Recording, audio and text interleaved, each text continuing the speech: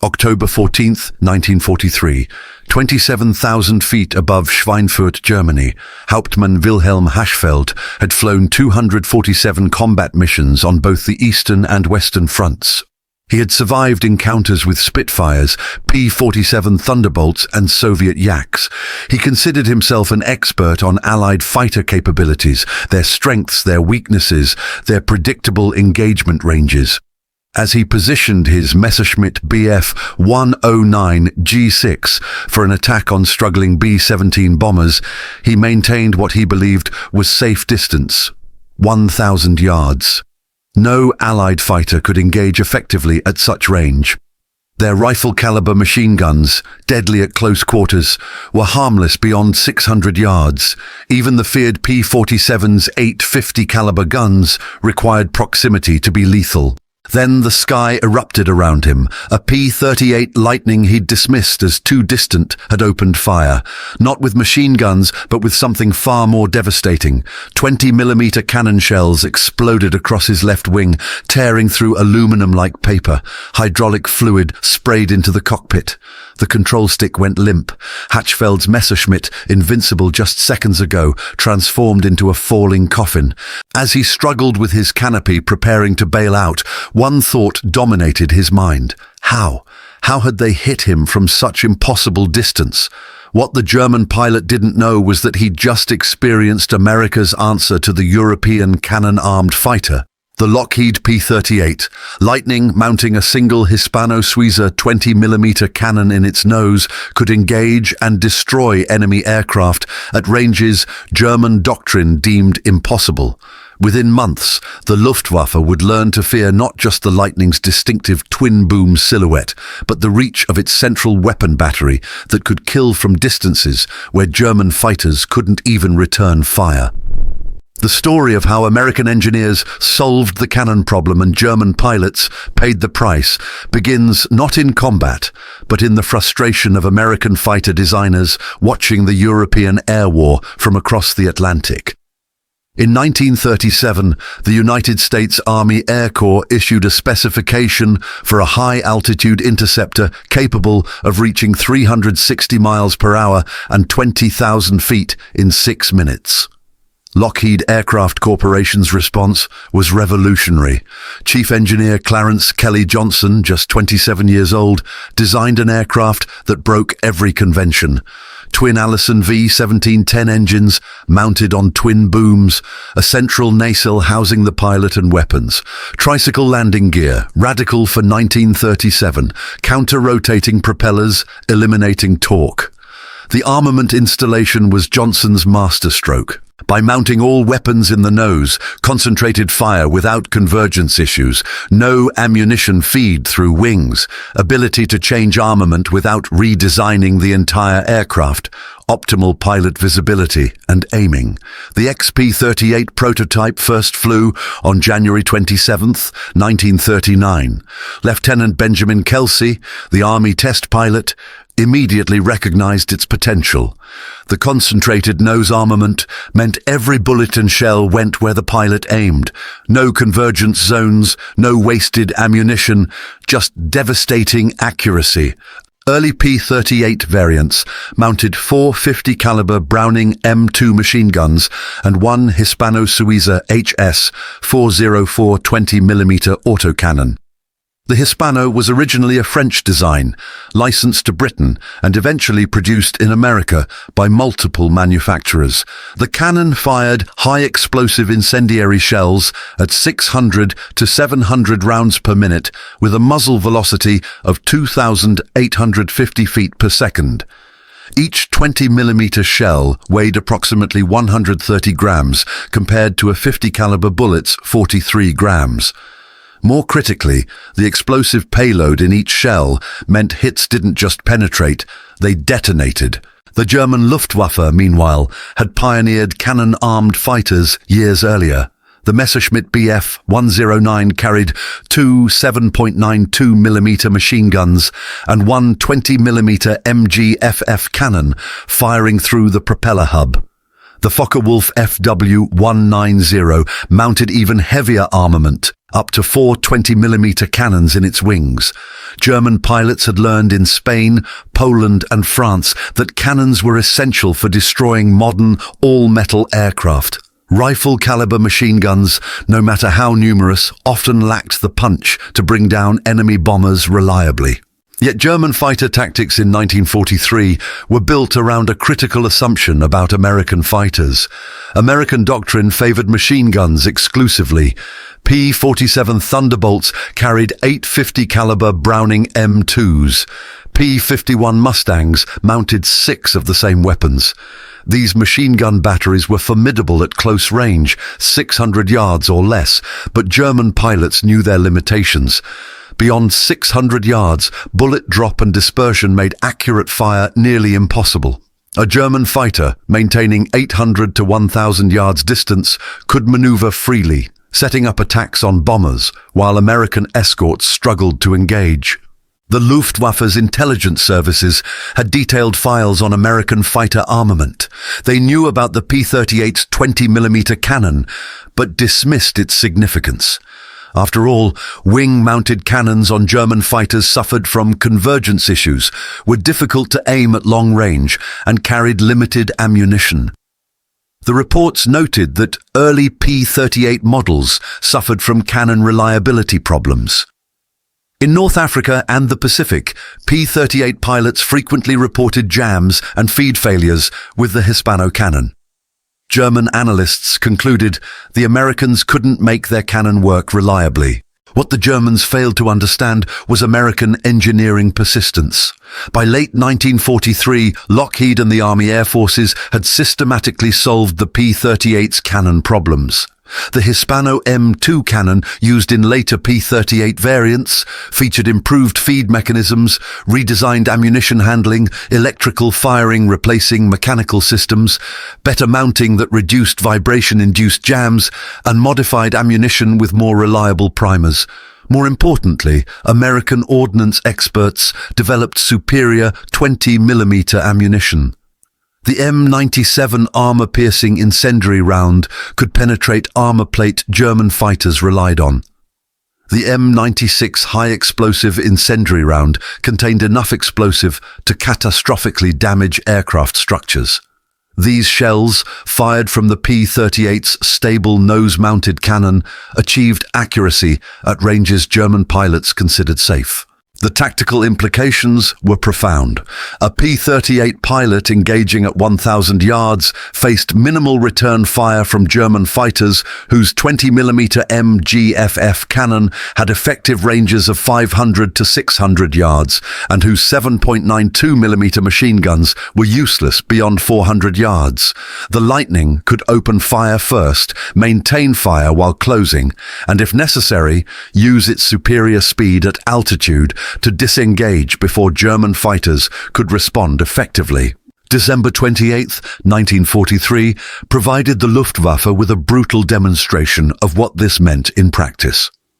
Major Richard Bong, America's highest-scoring ace, encountered a formation of Japanese fighters over New Guinea at extreme altitude. The engagement, though, in the Pacific theater demonstrated principles that would soon devastate German pilots over Europe. Bong opened fire at 1,200 yards with his cannon. The first burst missed, but the second struck a Japanese fighter's wing root. The 20mm shells detonated inside the wing structure, separating it from the fuselage instantly. The Japanese pilot never had time to react. He'd been destroyed from a range where he couldn't even see Bong's Lightning clearly. By January 1944, P-38 groups in Europe were beginning to apply similar tactics against the Luftwaffe.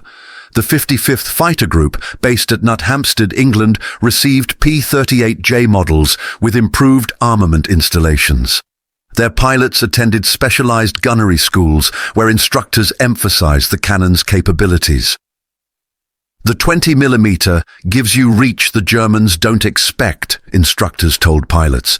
Don't chase them into turning fights.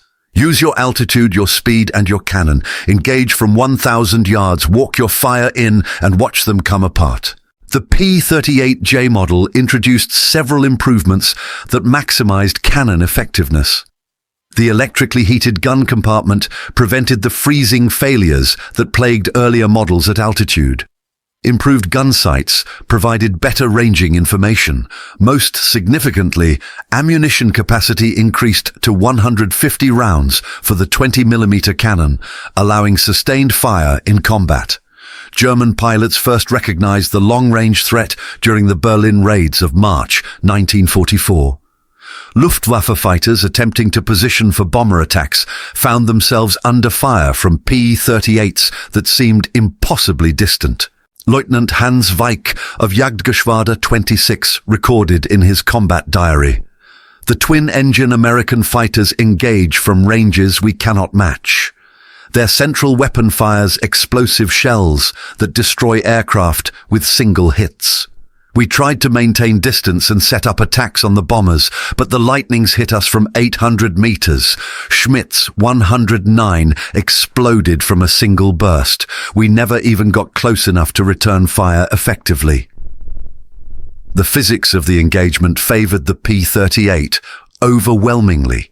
At 1,000 yards, a 20mm shell traveling at 2,850 feet per second reached its target in approximately 1 second. The high explosive payload meant near misses still caused damage through blast effects. Meanwhile, German 7.92mm rounds at such ranges had dropped significantly due to lower muzzle velocity and lighter weight. Even the MG 151/20 cannon, standard on later FW-190S, suffered from dispersion that made accurate fire beyond 600 yards nearly impossible. The concentrated nose armament of the P-38 eliminated another problem that plagued wing-mounted weapons: convergence. German fighters with wing-mounted cannons had to set a convergence point, typically 300 to 400 meters, where the fire from both wings intersected. Inside or outside this range, accuracy degraded rapidly. The P-38's nose-mounted cannon put every shell on the same trajectory as the pilot's line of sight. What the pilot aimed at, the cannon hit. No complex calculations, no wasted ammunition, just deadly precision. April 5, 1944, over Munich, demonstrated the devastating effectiveness of this system. Captain Arthur Hayden of the 55th Fighter Group was escorting B-17s when German fighters attempted a high-side pass on the bomber formation. Hayden's flight of 4 P-38s was positioned 3,000 feet above the bombers' textbook escort position. As the German fighters, Bf-109 G6s from Jagdgeschwader 53, began their diving attack, Hayden rolled inverted and dove to intercept. At 1,100 yards, he opened fire with his cannon. The first burst fell short, but Hayden adjusted and fired again. 3 20mm shells struck the leading Messerschmitt's engine cowling. The detonations shredded the Daimler-Benz DB605 engine, severing fuel lines and igniting the entire engine compartment. The German pilot, whose name appears in Luftwaffe records as Feldwebel Erich Hartmann, not to be confused with the famous ace, had no chance. His aircraft transformed from a diving predator to a burning meteor in less than 2 seconds. Hayden's wingman, Lieutenant Robert Anderson, engaged a second Bf-109 at similar range. His cannon burst struck the German fighter's left wing, removing half of it in a single explosive impact. The remaining 2 German fighters broke off their attack, climbing away from the bombers without firing a shot. They'd been engaged and defeated before they could threaten a single B-17. The pattern repeated across German skies throughout spring 1944. Luftwaffe pilots learned to fear the P-38's reach, but tactical adaptation was nearly impossible. If they stayed at long range to avoid the cannon, they couldn't effectively attack bombers. If they closed to attack, they entered a killing zone where P-38's could engage from above and behind at distances that made return fire suicidal. German fighter formations developed warning calls specifically for P-38 encounters. Gabelschwanz Teufel at Angels 25 warned of fork-tailed devils at high altitude. Pilots were instructed to maintain maximum separation, attack only when escorts were distant, and disengage immediately if P-38s turned toward them. But these tactics meant abandoning the aggressive bomber interceptions that German doctrine demanded. The strategic bombing campaign depended on destroying enough bombers to make continued operations prohibitively expensive. If German fighters couldn't press home attacks because P-38 escorts controlled the sky around the bomber formations, the entire defensive strategy collapsed. The ammunition carried by P-38s made sustained engagement possible. With 150 rounds of 20mm ammunition, a pilot could fire approximately 15 one-second bursts. German fighters with wing-mounted MG 151/20 cannons carried only 200 to 250 rounds per weapon, but the dispersion meant they exhausted ammunition rapidly. A P-38 pilot with good fire discipline could remain combat effective for an entire mission. German pilots often found themselves defenseless after a single engagement. The velocity and explosive power of 20mm shells created another problem for German pilots: fear. Rifle caliber rounds, while deadly, gave some warning. Tracers showed where fire was coming from. Hits often produced visible damage without immediate catastrophic failure. 20mm cannon shells gave no such courtesy. The first indication of being under fire was often the aircraft disintegrating. Pilots survived being riddled with 50 caliber rounds, nursed damaged aircraft home, lived to tell the story. 20mm cannon hits told no stories. Aircraft hit by 20mm shells either exploded immediately or came apart structurally, leaving pilots no time to react. Oberst Hannes Trautloft, one of Germany's most experienced fighter leaders, addressed this problem in a conference with fighter wing commanders in May 1944. The American Lightning's cannon is destroying our pilots' morale. They know they can be hit from ranges where they cannot effectively return fire. They know a single hit can be fatal. This knowledge affects their aggressiveness. When pilots see a P-38, they think of survival before tactics. We cannot win if our pilots are defeated psychologically before engaging. The psychological impact extended beyond individual pilots. German fighter doctrine emphasized aggressive head-on attacks against bomber formations, accepting losses to break up bomber boxes and prevent accurate bombing. But head-on attacks against bombers escorted by P-38s became suicidal. The Lightnings could engage diving German fighters from above and behind at ranges where the Germans couldn't shoot back. Trying to press through to the bombers meant running a gauntlet of 20mm fire that few pilots survived. By June 1944, Luftwaffe loss rates when engaging bomber formations with P-38 escort had climbed to levels that threatened the entire fighter force's viability. German fighter production, despite Speer's industrial efforts, could not replace both aircraft and trained pilots at the rate the 8th Air Force was destroying them. Each pilot killed represented not just a loss of combat capability, but the destruction of training investment Germany could not afford. The D-Day invasion brought P-38 groups forward to bases in France, reducing response times and extending their radius of action over Germany. Now the fork-tailed devils could range across the entire Reich, their cannons reaching into airspace German pilots had considered safe. The P-38L model, introduced in June 1944, incorporated further improvements, upgraded gun sights with better ranging capability, improved ammunition feed reliability, additional armor around the cannon installation, and enhanced electrical systems for cold weather operations. These refinements transformed an already formidable weapon system into something approaching perfection for its role. August 23, 1944, demonstrated this perfection in combat. Captain Robert M. Rankin of the 364 Fighter Squadron encountered a formation of 16 Bf-109s, attempting to intercept B-24 Liberators over Frankfurt. Rankin's flight of 4 P-38's was outnumbered 4-1, but had altitude and position advantage. From 28,000 feet, Rankin rolled into a diving attack. At 1,200 yards, he opened fire on the trailing German fighter. His first burst missed, tracers falling behind the target. He adjusted and fired again. 3 20mm shells struck the Messerschmitt's fuselage just behind the cockpit. The detonations severed the aircraft's spine, the tail section separating cleanly. The pilot never escaped. Rankin's wingman, Lieutenant James Dubois, engaged a second Bf-10-9 at similar range. 2 cannon shells struck the German fighter's left-wing root, the explosions ripping through the main spar.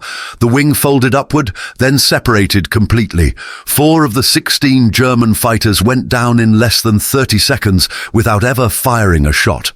The remaining 12 scattered, abandoning their attack on the bombers. 4 P-38's had defeated 16 German fighters through superior tactics and the reach of their cannon armament. German technical intelligence desperately sought solutions to the P-38's cannon advantage. Captured aircraft were examined in detail at Rechlin Test Facility. German engineers noted the nose-mounted armament installation, the improved ammunition feed mechanisms, the electrical firing systems, and the sophisticated gun sight integration. Their reports acknowledged American engineering superiority in this application. The enemy has achieved what we attempted with the Bf-110 but failed to realize, one report stated.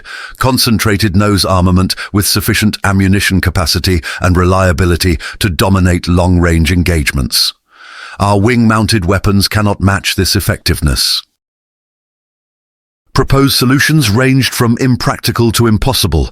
Installing all weapons in the nose of Bf-109s would require complete redesign. Mounting larger caliber weapons meant reduced ammunition capacity. Improving MG151/20 accuracy at long range required technological advances Germany couldn't achieve under wartime conditions. The only practical response was better pilot tactics.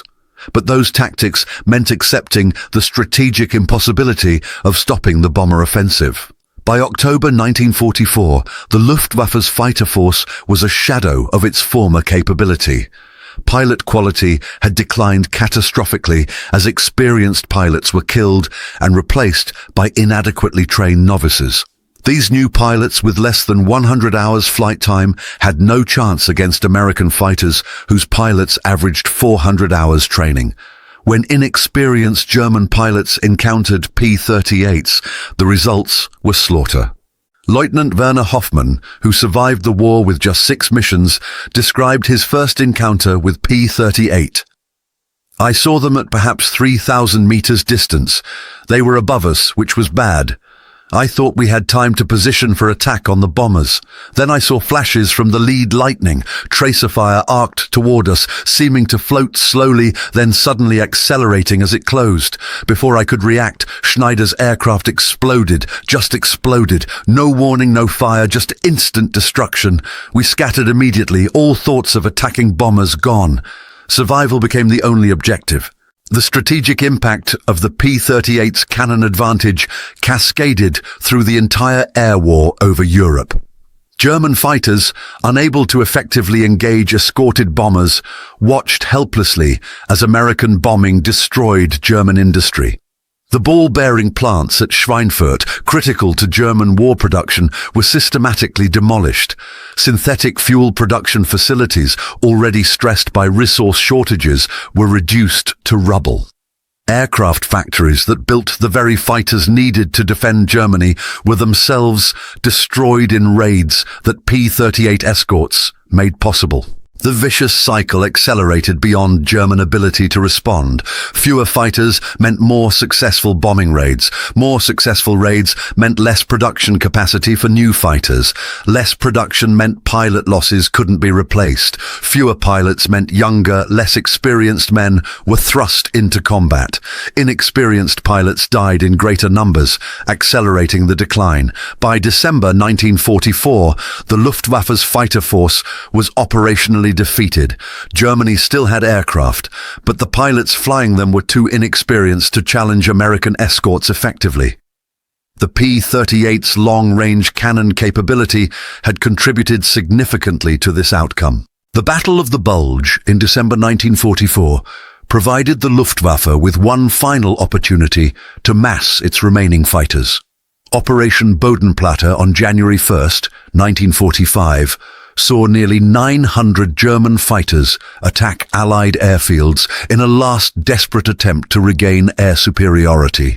The operation failed catastrophically, losing 271 aircraft and 213 irreplaceable pilots. Among the American units that devastated German formations during this period were P-38 groups that used their altitude advantage and cannon reach to destroy German fighters with minimal losses. By March 1945, German jet fighters, the Me-262, offered hope of technological salvation. These aircraft were faster than any propeller fighter and carried heavy cannon armament, but even jets proved vulnerable to P-38 tactics. American pilots learned to engage jets during takeoff and landing when speed advantage disappeared. The concentrated nose armament of the P-38 meant accurate fire even at the difficult deflection angles required to hit fast-moving jets. Multiple Me-262s fell to P-38 cannon fire, their technological superiority negated by tactical skill and weapons reach. The final statistics of P-38 operations in Europe, compiled after the war, revealed the cannon's decisive contribution.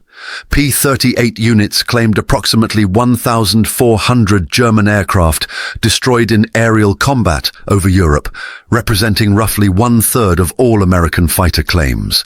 The loss ratio favored the P-38 significantly, particularly at higher altitudes, where its turbocharged engines and long-range armament provided maximum advantage. Analysis of gun camera footage showed that 20mm cannon hits were nearly always fatal, with catastrophic structural failure occurring in over 90% of cases. German prisoners of war interviewed after the war consistently identified the P-38's cannon as one of the most feared weapons they faced. Oberst Johannes Steinhoff, a German ace who survived the war, stated, "The Lightning's reach was devastating. We knew the cannon could kill from distances where we couldn't effectively return fire." This psychological burden affected every engagement. Pilots became cautious, defensive, when they should have been aggressive. The weapon changed the tactical dynamic entirely. The technical achievement represented by the P-38's armament system deserves recognition alongside more celebrated weapons innovations. American engineers solved problems of reliability, accuracy, and integration that German designers never overcame. The resulting weapon system, a stable gun platform with concentrated nose armament and improved ammunition, changed aerial combat fundamentally. Beyond technical achievement lay tactical innovation. American pilots learned to exploit their cannon's range advantage, developed escort tactics that maximized protection while minimizing risk, and created a system where individual aircraft capability multiplied through coordinated action. The P-38 Lightning's 20mm cannon advantage wasn't just about the weapon itself. The entire aircraft was designed around maximizing that weapon's effectiveness. Twin-engine reliability meant pilots could press attacks knowing engine redundancy provided safety margins single-engine fighters lacked. High-altitude performance, courtesy of turbocharged Allison engines, meant P-38s could maintain position above German fighters, dictating engagement terms. The tricycle landing gear that seemed trivial proved crucial, allowing faster takeoffs and safer landings that increased operational readiness. Counter-rotating propellers eliminated torque, providing a more stable gun platform for precision long-range shooting.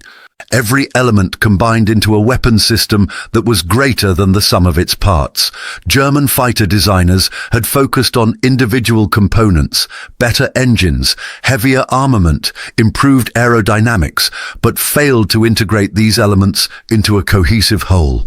The P-38 represented American systems engineering at its finest, each component optimized not in isolation, but as part of an integrated combat system. The human element proved equally important. American pilots entered combat with extensive training, typically 400 hours flight time, including 100 hours in type. German pilots by 1944 often had less than 100 hours total, with minimal time in their combat aircraft. This training differential meant American pilots could exploit their aircraft's capabilities fully, while German pilots struggled with basic flight tasks. The impact of this training gap multiplied when combined with technical advantages. A well-trained pilot in a P-38 with superior long-range armament facing a marginally trained pilot in a superior-performing Bf-109 resulted in American victory consistently. The Battle of the Coral Sea in the Pacific Theater, though outside our European focus, demonstrated this principle when P-38 pilots destroyed experienced Japanese aces through superior tactics and armament. The strategic bombing campaign's success depended on escort fighters that could protect bomber formations throughout their mission profiles. The P-38's long range, achieved through external drop tanks and fuel-efficient cruising, meant bombers had protection from England to Berlin and back. The cannon's reach meant that protection was effective, allowing aggressive engagement of German interceptors before they threatened the bombers. Without effective fighter escort, the daylight bombing campaign would have failed. The October 14, 1943, Schweinfurt raid demonstrated this reality, where unescorted bombers suffered devastating losses. The introduction of long-range escorts, particularly the P-38 with its cannon advantage, transformed the strategic situation. German fighters that had massacred unescorted bombers now faced destruction from escorts they couldn't effectively engage. The psychological transformation this created among bomber crews cannot be overstated. Men who had flown missions expecting death now believed they might survive. Morale, shattered by earlier catastrophic losses, recovered as losses declined dramatically under effective escort protection. This morale improvement translated directly into combat effectiveness. Crews that believed they might survive flew more accurately, bombed with greater precision, and maintained formation discipline under fire. The entire strategic bombing apparatus became more effective because P-38 escorts, using their cannon reach to maximum effect, protected the bombers successfully. By war's end, the P-38 Lightning had compiled a combat record that validated every design decision. Over 10,000 aircraft produced, service in every theater, adaptability to fighter, bomber, reconnaissance, and ground attack roles, and a combat loss rate lower than many other American fighters. The 20mm cannon mounted in its nose proved decisive in the European air war. The lessons learned from P-38 operations influenced post-war fighter design permanently. Concentrated nose armament became standard. The Korean War's F-86 Sabre, Vietnam's F-4 Phantom, and modern fighters all mount weapons in the fuselage centerline, maximizing accuracy through elimination of convergence issues. The principle established by the P-38, that weapons integration matters as much as raw performance, became fundamental to fighter design. Modern fighters like the F-22 and F-35 reflect this understanding, with internal weapons bays maintaining the centerline mounting principle that Kelly Johnson pioneered in 1937. For German pilots who survived the war and reflected on their experiences, the P-38's cannon remained a source of bitter recognition. They had faced what seemed like impossible odds. Well-trained American pilots in aircraft with superior range, reliability and, crucially, weapons that could kill from distances where they couldn't respond. Major Gunther Rohl, Germany's third-highest scoring ace, acknowledged after the war, the Lightning was a formidable opponent. American pilots used their advantages intelligently, particularly that damned cannon. They would engage from 800 or 1,000 meters, far beyond our effective range. We could try to close, but closing meant running through their fire. Many of our best pilots fell this way. The P-38 Lightning with its 20mm cannon didn't win the war alone. No single weapon system ever does, but it provided a critical capability at a crucial moment, helped establish air superiority over Europe, protected bombers that destroyed German industry, and forced German fighters into defensive postures that guaranteed their strategic defeat. From October 1943, when Hauptmann Hackfeld learned the terrible lesson of the Lightning's reach, through the final desperate battles of early 1945, the P-38's cannon wrote a story of American technical innovation, tactical superiority, and strategic victory. The fork-tailed Devil, with its single 20mm cannon, proved that in aerial combat, as in so many aspects of war, reach matters. The ability to strike first from positions of advantage, to engage before the enemy can respond effectively, to force opponents into defensive reactions that surrender initiative, these factors determine outcomes more surely than raw performance specifications. The P-38 Lightning and its 20mm cannon demonstrated this truth with devastating effectiveness. German pilots who survived remembered the lesson. Those who didn't became statistics in the attrition that destroyed the Luftwaffe. In the end, Germany never expected America's twin-engine fighter could strike with such precision from such distance. They learned through bitter experience that American engineering had created a weapon system that negated their tactical advantages, turned numerical inferiority into vulnerability, and helped secure the skies above Europe for Allied victory. The P-38's 20mm cannon, firing from 1,000 yards with deadly accuracy, became the unexpected weapon that helped change the course of the war. German pilots discovered too late that when Americans built a fighter, they didn't just mount weapons, they created a killing machine that could reach out and destroy from distances enemy doctrine said was impossible. Every German pilot shot down by P-38 cannon fire from extreme range learned the same final lesson. American industry hadn't just matched European fighter design, they'd exceeded it in ways the Luftwaffe never anticipated. The fork-tailed Devil's reach proved longer than German assumptions and deadlier than German preparation could counter. By the time they understood this truth, it was far too late.